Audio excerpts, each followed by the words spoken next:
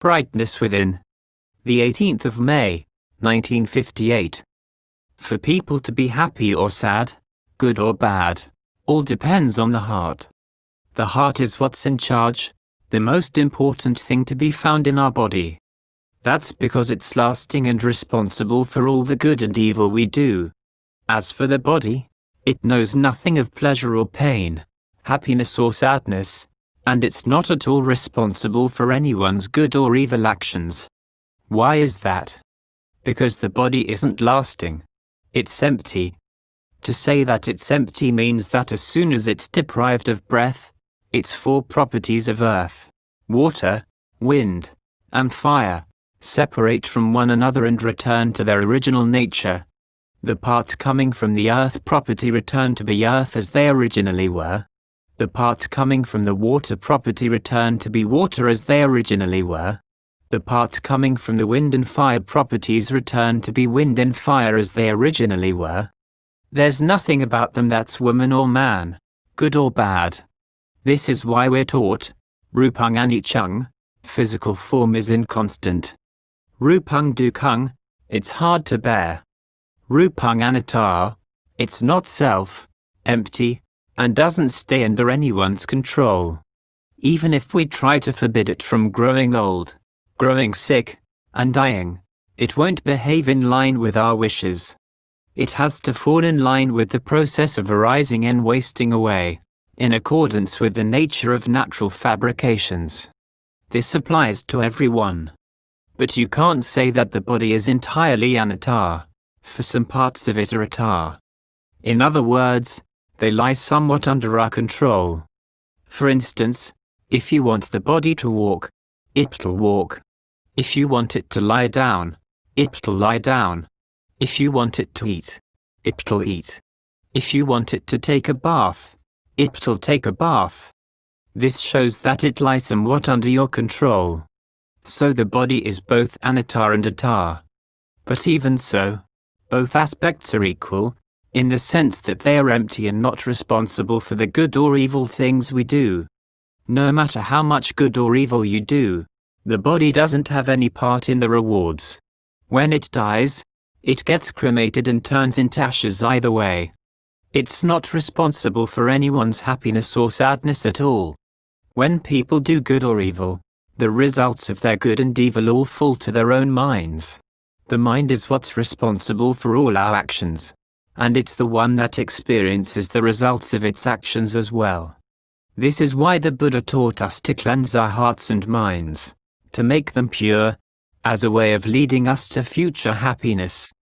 What do we use to cleanse the heart and mind? We cleanse the heart and mind with skillfulness. In other words, by developing skillful qualities within it through practicing concentration.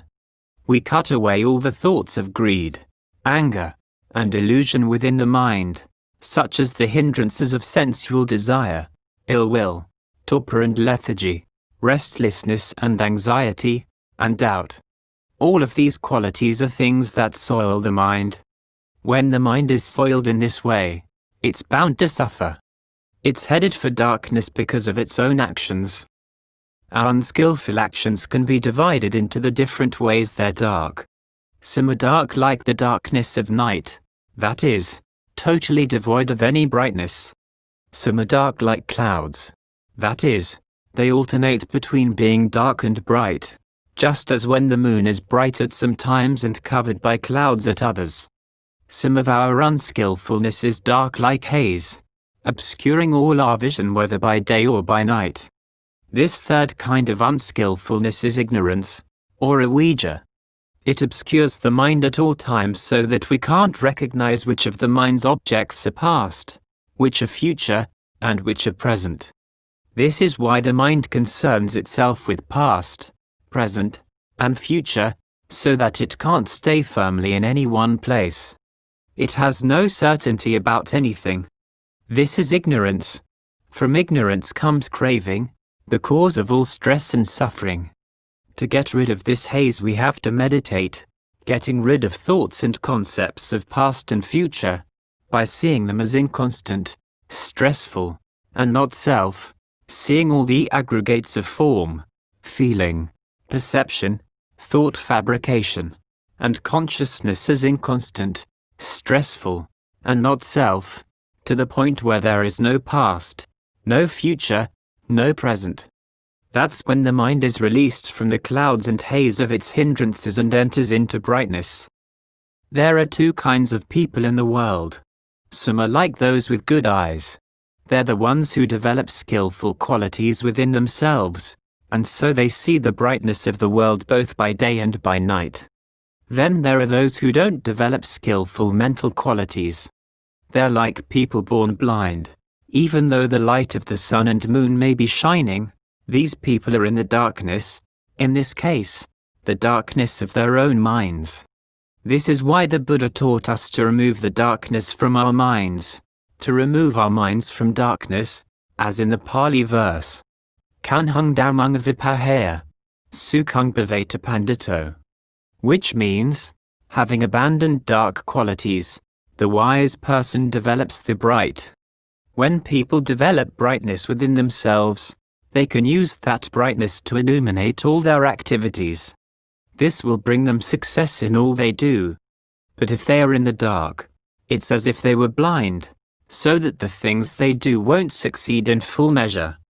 For example, they may listen to the Dhamma, but if their minds are still wandering out all over the place, it's as if they were obscured by the clouds and haze of their hindrances. This is why we're taught to practice tranquility meditation, fixing the mind on a single preoccupation. Tell yourself that the qualities of the Buddha aren't separate from the qualities of the Dhamma, which aren't separate from the qualities of the Sangha. They are actually one and the same. As the Pali verse tells us, Bhutto Dhammo Sangho Chati, Nanahantampi Vathuto, Anyamanya Viyogawa, Ekabhutam Panattato. Although the Buddha, Dhamma, and Sangha may be different as objects, seemingly separate from one another, they are actually one in meaning. Thus, when we make the mind firm in its awakened awareness, it contains the qualities of the Buddha, Dhamma, and Sangha all in one.